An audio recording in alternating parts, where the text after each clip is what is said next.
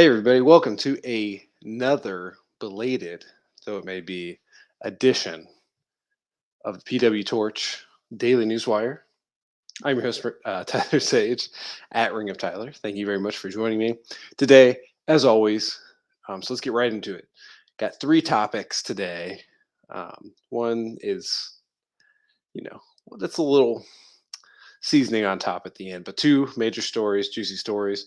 You know what happened last night on Raw. If you don't, I appreciate that I'm the bearer of good news. If you somehow don't know, pause, and you don't want it spoiled, pause, watch Raw. Some big stuff happened. But yeah, Johnny Gargano is back um, on part of a whatever's above ho hum is what I would describe Raw, at least in the new era, right? If this was a Raw from a year ago, it'd be the greatest Raw of all time. But our standards have changed, and this was a good episode, a lot of good wrestling, what have you. But the major newsworthy angle, Johnny Gargano came back, getting involved with Austin Theory, gives Theory something to do in their intermediate. So it's a win all the way around.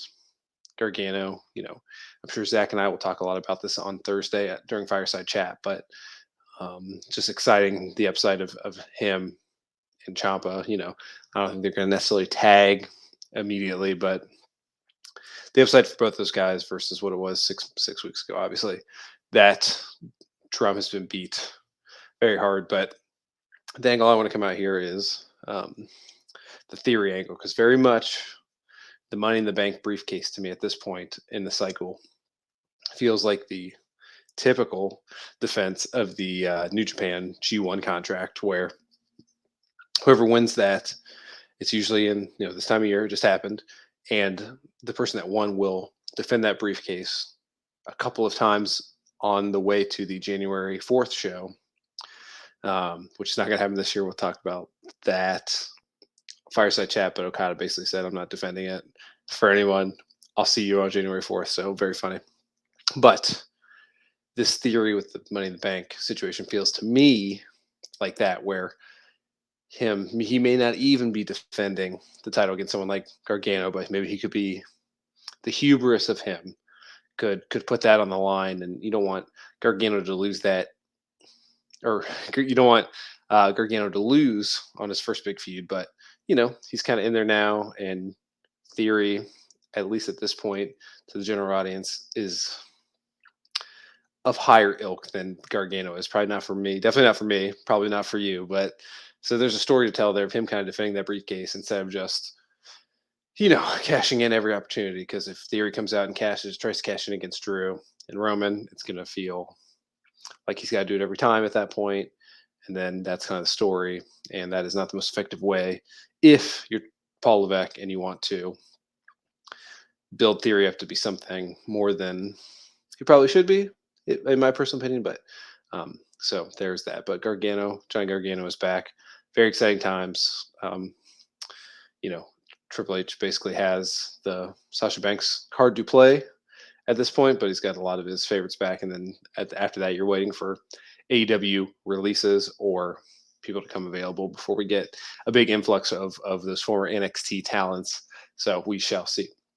Second topic of the day, if you've seen the video, post main event, Edge said that WWE is typically in Canada around this time, so that being August. They were in Toronto last night, and he said next time, so August of 23, presumably, he would like that to be the place where he has his final match in more or less words. So he thanked everyone for being there. He said he's a Canadian, loves being Canadian, all that good stuff. Now, a year is a long time. I'm not Edge. I'm not his body.